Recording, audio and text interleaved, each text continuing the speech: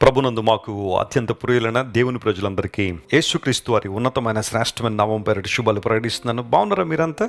Good morning everyone.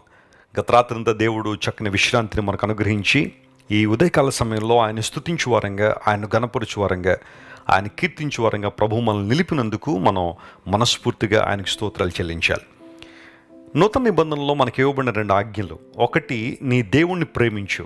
ఎలా అంటే పూర్ణ ఆత్మతోనూ, పూర్ణ మనస్సుతోనూ, పూర్ణ బలముతోనూ దేవుని ప్రేమించాలి. రెండవది, నిన్ను వల్ల నీ పొరుగువారిని ప్రేమించుమని. ధర్మశాస్త్రం అంతా కూడా ఈ 2 ఆజ్ఞల్లో మిళితమైందని యేసుప్రభువు వారు చెప్పారు. అనగా దేవుని ప్రేమించడంలో మనం ఎప్పుడు కూడా వెనుకంజు వేయకూడదు. దేవుడు మనల్ని ప్రేమించారు కనుక మనం కూడా ఆయన్ని ప్రేమింపబద్ధులమై ఉన్నాం. We ought to love the Lord because Christ has loved us first అని యోహాను పత్రికలో మనం చూస్తున్నాం. ప్రతిరోజు ఉదయాన్నే లేచిన తర్వాత ప్రార్థనతో మన రోజును ప్రారంభించి దేవుని వాక్యాన్ని చదువుకుని ఒక వాగ్దాన సందేశాన్ని మనం ధ్యానం చేస్తున్నాం. మీలో చాలామంది వాగ్దాన సందేశాల ద్వారా దీవెన పొందుతున్నట్టుగా మీరు ఇస్తున్న సాక్ష్యాలను బట్టి నేను చాలా ప్రభువును స్తుతిస్తున్నాను. ఈరోజు వాగ్దానం కోసం పరిశుద్ధ గ్రంథాలు తెరిచి ఇర్మీయా గ్రంథం 20వ అధ్యాయం 11వ వచనాన్ని చదువుకుందాం. The book of Jeremiah chapter 20 and verse 11. అయితే పరాక్రమం గల శూరుని వలె యెహోవా నాకు తోడై ఉన్నాడు. నన్ను హింసించువారు నన్ను గెలవక తొట్రిల్లుదురు. వారు యుక్తిగా జరుపుకొనరు గనుక బహుగా సిగ్గుపడుదురు. వారెన్నడనూ మరువబడని నిత్యావమానము పొందుదురు. చాలా చక్కని వాగ్దానాన్ని ఇక్కడ మనం చూస్తున్నాము. పరాక్రమము గల శూరుని వలె యెహోవా నాకు తోడై ఉన్నాడు గనుక నా శత్రువులు నా మీద విజయం పొందరు. వారు సిగ్గు నొందుతారు, వారు నిత్యావమానం పొందుతారని భక్తుడు ఇక్కడ మాట్లాడుతున్నాడు. గమనించిన ప్రియులారా, మన దేవుడు ఎలాంటివాడు? నువ్వు ఆరాధించే దేవుడు ఎలాంటివాడో నీకు తెలుసా? ఆయన ఎంత గొప్పవాడో నీకు తెలుసా? బైబిల్ సెలవిస్తూ ఉంది, ఆయన పరాక్రమము గల శూరుడు అని బైబిల్ సెలవిచ్చింది. పరాక్రమము అన్న చోట ఇంగ్లీష్లో మైట్ అనే పదం వాడారు. దాని హిబ్రూలో గిబోర్ అనే పదం ఉపయోగించబడింది. గిబోర్ అంటే అర్థం ఏంటో తెలుసా? అధిక బలాన్ని కలిగిన వాడు, పరాక్రమము కలిగిన దేవుడని చాలా చక్కని మాట అక్కడ మనం చూస్తాం. ఎగ్జాక్ట్గా ఇదే పదం యెషయా 9:6లో కూడా రాయబడి ఉంటుంది. క్రీస్తు ప్రభువారి లోకానికి రావడానికి 700 సంవత్సరాలకు పూర్వమే యెషయా అనే దైవజనుడు ప్రవచించాడు. ఆశ్చర్యకరుడు, ఆలోచనకర్త, బలవంతుడైన దేవుడు, నిత్యుడుగు తండ్రి, సమాధానకర్తయగు అధిపతిని అతని పేరు పెట్టబడినని. అక్కడ బలవంతుడైన దేవుడని ఉంది కదా, అక్కడే గిబ్బోర్ అనే పదాన్ని మనం చూస్తాం. పరాక్రమం కలిగిన దేవుడు అనే విషయాన్ని మనం గుర్తించాలి. గమనించిన ప్రియులారా, చాలామంది ఈ రోజుల్లో వాదించే వాదన ఏంటంటే యేసు ప్రభు దేవుడు అని బైబిల్లో ఎక్కడుందని. కొంతమంది యేసు ప్రభు దైవత్వాన్ని ఒప్పుకోవట్లేదు. ఆయన కేవలం ఒక ప్రవక్తని, లేదా ఆయన కేవలం కుమారుడు మాత్రమేనని, ఒక దేవదూత యేసు ప్రభువు ఈ లోకానికి వచ్చారని రకరకాల సిద్ధాంతాలు ప్రపంచంలో చలామణిలో ఉన్నాయి. బైబిల్ ఆనాడు ఈనాడు నిర్ద్వందంగా సెలవిస్తున్న సత్యం ఏంటంటే యేసు ప్రభు ఆరాధనీయుడు, ఆయన దేవుడు. పౌలు పత్రికల్లో కావచ్చు, పేతురుగారి పత్రికల్లో కావచ్చు, ప్రతి ఒక్క గ్రంథంలో కూడా యేసు ప్రభు దైవత్వాన్ని స్పష్టంగా మనం చూస్తాం. ఆయన బలవంతుడైన దేవుడుగా ఉన్నాడు కాబట్టే పాపాన్ని జయించగలిగే శక్తిని ఆయన మనకి ఇస్తున్నాడు. సాతాను తలను చితకద్రొక్కి సిలువలో మనందరికీ జయ జీవితాన్ని యేసు ప్రభు ప్రసాదించారు.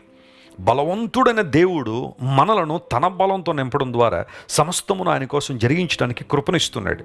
పరాక్రమం కలిగిన శూరుడు అనే మాట గమనించాలి.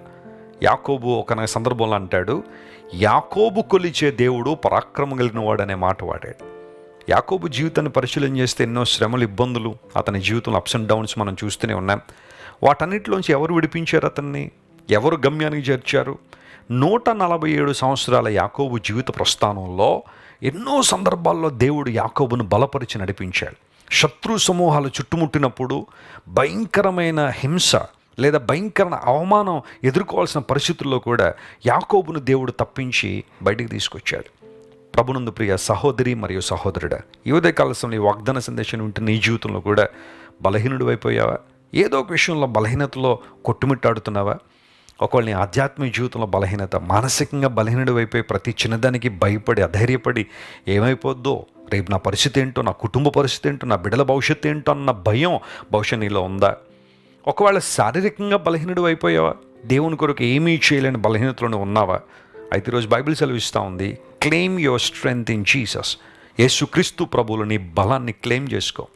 Draw your strength from Jesus. యేసు ప్రభు నుండి బలాన్ని నీవు పొందుకో. ప్రార్థన చేయి, ఆయన సన్నిధిలో కనిపెట్టు, దేవుని వాగ్దానాలను ధ్యానం చేయి. దేవుడు నీకు గొప్ప బలాన్ని ఇస్తాడు, పరాక్రమంతో దేవుడిని నిలబెడతాడు. లోకాసు వార్తలో మాట ఉంటుంది, 1వ అధ్యాయం 51వ వచనంలో, దేవుడు పరాక్రమం కలిగిన వాడే గర్విష్ఠులందరినీ చెదరగొట్టాడు అన్నాడు. కొన్నిసార్లు దేవుడు తన పరాక్రమాన్ని ఈ విధానంలో కూడా ఉపయోగిస్తాడు. ఆయన ఏ రకమైన గర్వం నీలో ఉన్నా, అహంభావం నీలో ఉన్నా, ఒకవేళ ఏ విధమైన గర్వ జీవితం, అహంకారం నీలో ఉన్నా చెదరగొట్టడానికి దేవుడు పరాక్రమం కలిగిన వాడే. నెబుకద్నెజరుని తీసుకెళ్ళి 7 సంవత్సరాలు గడ్డి తినిపించాడు ఆయన. కారణం ఏంటో తెలుసా? నెబుకద్నెజరు గర్వించాడు, అహంభావంతో నింపబడ్డాడు.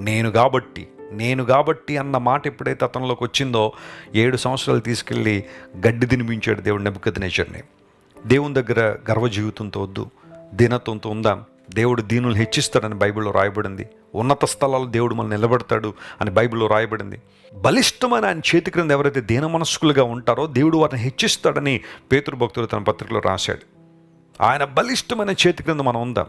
ఆ బాహు ఎలాంటిదంటే, ఆ పరాక్రమం ఎలాంటిదంటే, సముద్రాలను చీల్చిన బాహు, శత్రువులను చెదరగొట్టిన బాహు, ఇశ్రాయేలు ప్రజల్ని కనాను దేశానికి నడిపించిన బాహు. దేవా, నీవు పరాక్రమ గల శూరుని వలె నాకు తోడై ఉన్నావు. ఇది చాలా చాలా ఆలోచించాల్సిన విషయం. దేవుడు పరాక్రమవంతుడే, ఆయన శూరుడే. ఆయన మనకు తోడు లేకపోతే పరిస్థితి ఎలా ఉంటుంది? ఆయన మనకు తోడై ఉన్నాడు. ఇమాన్యుల్ అనే మాటకు దేవుడు మనకు తోడని అర్థం. God with us. ఆయన ఎప్పుడూ మనతో ఉన్నాడు. ఆయన కొన్నిసార్లు మన దౌర్భాగ్య పరిస్థితిని బట్టి మనమైనా దేవుడిని వదిలిపెట్టేస్తున్నామో, కానీ దేవుడు మనల్ని విడిచిపెట్టేవాడు కాదు. ఆయన కాన్స్టెంట్గా దేవుడు మనకు జ్ఞాపకం చేస్తున్న అంశం అదే. నేను నిన్ను విడువను, నిన్ను ఎడబాయను, నీకు తోడై ఉన్నాను. యోసేపుకు దేవుడు తోడై ఉన్నాడు కాబట్టే అద్భుతమైన కార్యాలను యోసేపు జరిగించగలిగాడు. అనేక మందికి దీవెనకరంగా మార్చబడగలిగాడు. అనేక మందికి ఆశీర్వాదకరంగా మార్పు చెందాడు. గోతులో పడవేయబడిన యోసేపు ఆనాడు ప్రపంచానికి దీవెనకరంగా తన ఆలోచనలో శక్తి, బలాన్ని ద్వారా, జ్ఞానం ద్వారా దేవుడు ప్రపంచాన్ని నిలబెట్టాడు. ఈరోజు నిన్ను కూడా దేవుడు అలా నిలబెట్టడానికి ఆయన సామర్థ్యం కలిగినవాడు. కృంగిపోతున్నావా? నా కుటుంబం ఎందుకు పనికిరాందంటున్నావా? దేవుని చేతులకు అప్పగించుకో. ఈ వాగ్దానాన్ని క్లెయిమ్ చేయి. నీ శత్రువులు నీ మీద విజయం సాధించకుండానట్లుగా, వారు సిగ్గుపడి అవమానం పొందినట్లుగా దేవుడు తన పరాక్రమాన్ని నీ జీవితంలో కనుపరచాలని ఆయన ఇష్టపడుతున్నారు. ఆయన వైపు చూద్దామా? కన్ను మూసుకొని ప్రార్థన చేసుకుందాం. ప్రేమగల తండ్రి, మీరు మాకు ఇచ్చిన వాగ్దాన సందేశాన్ని బట్టి నీకు స్తోత్రాలు. నువ్వు పరాక్రమ గల శూరుని వలె తోడై ఉన్నావు అనే వాగ్దానం ద్వారా ఈరోజు మా అందరితో మీరు మాట్లాడేందుకు నీకు స్తోత్రాలు. అవునయ్యా, నువ్వు బలవంతుడనే దేవుడు నాయన. నీ బలాన్ని మాకు అనుగ్రహించడం ద్వారా మేము కూడా సాతాను జయించు వారంగా, దురాత్మ శక్తుల ప్రాబల్యాన్ని జయించు వారంగా మమ్మల్ని అభిషేకించినందుకు నీకు స్తోత్రాలు. ఈరోజు మా ప్రియులు ఎంతమంది అయితే బలహీనతల్లో ఉన్నారో, మానసికంగా, శారీరకంగా, ఆధ్యాత్మికంగా బలహీనమైన పరిస్థితుల్లో ఉన్నారో వారందరినీ మీరు ముట్టండి అయ్యా, లేవనెత్తండి. సమృద్ధిని జీవాన్ని ప్రతి ఒక్కరికి దయచేయండి. ఘనత, మహిమ, ప్రభావం నీకు మాత్రమే ఆరోపిస్తూ, స్వస్థత లేని వారికి స్వస్థ ఇవ్వండి, విడుదల లేని వారికి విడుదల ఇవ్వండి, ఆనందం లేని వారికి ఆనందాన్ని దయచేయండి, ఆశీర్వాదం లేని వారికి ఆశీర్వాదం ఇవ్వండి. యేసుక్రీస్తు నామం పేరిట అడిగి వేడుకొంచున్నాం తండ్రి. Amen, amen, amen. God bless you dear friends. Have a wonderful day. నా జీవితానికి చాలా ప్రయోజనకరంగా ఉంటుందని నేను విశ్వసిస్తూ ఉన్నాను. చక్కగా దైవజనులు చెప్పినటువంటి ఆ 3 మాటలు నా జీవితంలో ఫలించాలని, నేను ఆ రీతిలో జీవించాలని నేను నిర్ణయించుకుంటూ ముగించుకుని వెళుతున్నాను. క్రైస్ట్ వర్షిప్ సెంటర్ ఓ బలమైన సంఘ ఉద్యమం. కొన్ని సంవత్సరాల క్రితం కేవలం 2తో ప్రారంభించబడిన పరిచర్య నేడు ప్రపంచవ్యాప్తంగా లక్షలాది మందిని ప్రభావితం చేయుచున్నది. రాజమండ్రి, సికింద్రాబాద్, బెంగళూరు, నెల్లూరు, దుబాయ్, బహ్రైన్, కరీంనగర్, విశాఖపట్నం, గద్వాల్, కొవ్వూరు, మలకపల్లి, శ్రీలంక, భూటాన్, అడ్డతీగల, పాలమూరు, ఒంగోలు, బళ్ళారి, కోరుకొండ, పోతవరం, నల్లజర్ల, వెంకటరామయ్యగూడెం, మచిలీపట్నం, ఇందిరానగర్లతో పాటు అనేక గ్రామాల్లో క్రైస్ట్ వర్షిప్ సెంటర్ ఆరాధనలు జరుగుచున్నవి. వాక్య సంబంధమైన ఉద్యమంలో, పరిశుద్ధాత్మ సంరక్షణలో కొనసాగాలనుకునే ప్రతి ఒక్కరికి మా ప్రేమపూర్వక ఆహ్వానాన్ని అందిస్తున్నాము. రండి, ఆత్మతో సత్యముతో ప్రభువైన యేసుక్రీస్తును ఆరాధిద్దాం. మీరు ఇంతవరకు విన్న దైవ సందేశం మరియు దేవుని సేవకులు చేసిన ప్రార్థన మీకు ఆశీర్వాదకరముగా ఉన్నదని విశ్వసించుచున్నాము. ఈ సందేశాన్ని మీ స్నేహితులకు, బంధువులకు షేర్ చేయండి. మీకు ఏదైనా ప్రార్థన అవసరత ఉన్నచో మా ఫోన్ నంబర్లకు కాల్ చేయండి. దేవుడు మిమ్మల్ని ప్రేరేపిస్తే విశ్వాసంతో సాగుచున్న ఈ పరిచర్యను ప్రోత్సహించండి. మరిన్ని వర్తమానాలు, పాటలు వినుటకు జాన్ వెస్లీ మినిస్ట్రీస్ అను మా యూట్యూబ్ ఛానల్ను సబ్స్క్రైబ్ చేసుకోనండి. ప్రభువైన యేసుక్రీస్తు కృప మీకు తోడైండును గాక.